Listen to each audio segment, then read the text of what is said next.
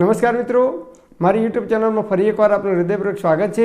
આજનો ટોપિક છે મિત્રો કે આજે હું તમને એક એવી ઔષધિ બતાવું જેનો ઉપયોગ હું પોતે કરું છું અને ઘણા બધા લોકોને આ વસ્તુ મેં આપી તો એમને 1% નહીં પણ 100% રિઝલ્ટ મળ્યું, 100% સફળતા મળી।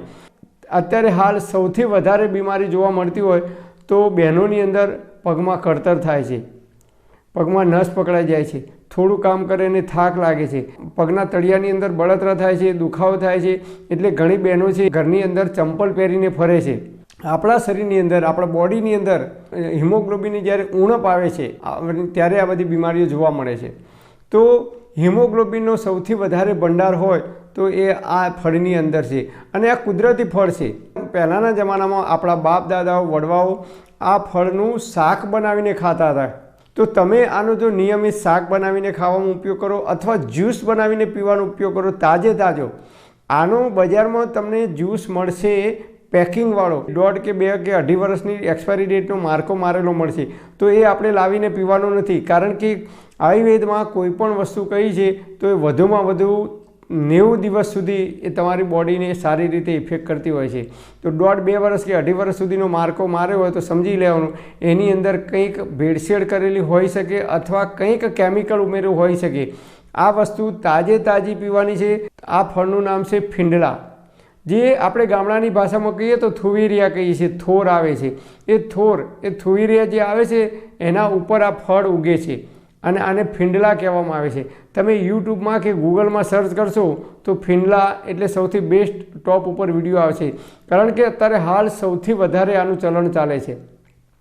આનો ફીંડલાનો જ્યુસ તમારે દરરોજ તાજો કાઢીને જો પીવામાં આવે તો 1 મહિના સુધી તમે ફીંડલાનો જ્યુસ પીશો તો જે લોકોને હિમોગ્લોબિનની કમી છે અને બહેનોને તો સૌથી વધારે બહેનોની અંદર લોહીની ઉણપ જોવા મળે છે, એટલે કે લોહીની ટકાવારી ઓછી હોય છે એવું આપણે ગામડાની ભાષામાં કહી શકીએ। તો હિમોગ્લોબિનની ઉણપ આજે સૌથી વધારે મેં જોયું તો મોટાભાગની બહેનોની અંદર નાની દીકરીઓમાં પણ હિમોગ્લોબિનની ઉણપ જોવા મળે છે અને એના કારણે એમના પગમાં દુખાવો થાય છે, કળતર થાય છે, પગમાં નસ પકડાય છે, થોડું કામ કરે અને થાકી જાય છે, સ્વભાવમાં ચીડિયાપણું આવે છે, રાત્રે ઊંઘ આવતી નથી, પગે સોજા, આવી અનેક પ્રકારની બીમારીઓ હિમોગ્લોબિનની ઉણપના કારણે આવી શકે છે। તમે આનું નિયમિત ખાવાનું રાખશો અથવા આનો જ્યુસ પીવાનું રાખશો તો શરીરની અંદર હિમોગ્લોબિનની બોટલ ચડાવવાની જરૂર નહીં પડે।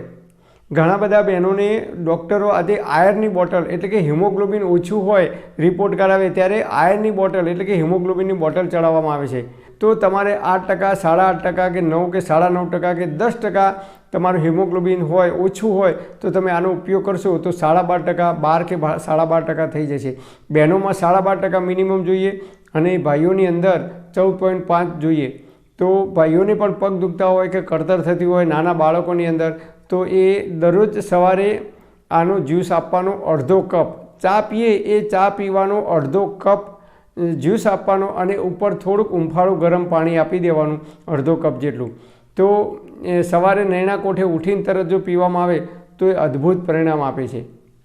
તો આ રીતે તૈયાર બજારમાંથી લાવવાનું નથી, પણ રોજે રોજ જે લોકો લારીમાં વેચતા હોય છે ગાંધીનગરમાં, અમદાવાદમાં, રાજકોટમાં, જૂનાગઢમાં, તો એમની પાસેથી રોજે રોજ જે લોકો આપણી નજર સામે બનાવીને આપે છે એ તમે લાવી અને બોટલમાં અઠવાડિયાની અંદર પૂરું કરી દેવાનું।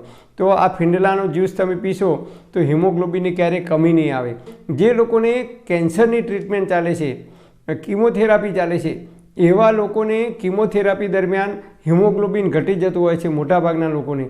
તો એવા લોકો પણ જો ડૉક્ટરની સલાહ લઈ આનો જ્યુસ પીવાનું રાખે તો એમને પણ હિમોગ્લોબિનની કમી આવતી નથી। પણ હા મિત્રો, જો તમારે કોઈ લાંબા ગાળાની બીમારી હોય કે કોઈ ડૉક્ટર કે વૈદ્યની દવા ચાલતી હોય કે પ્રેગ્નન્ટ મહિલાઓ હોય તો તમારે ડૉક્ટર કે નિષ્ણાત વૈદ્યની સલાહ લીધા પછી જ આનો ઉપયોગ કરવા માટે વિનંતી। પરમપિતા પરમાત્મા આપ સર્વેને તંદુરસ્ત અને નિરોગી રાખે એવી હૃદયપૂર્વક મારી પ્રાર્થના।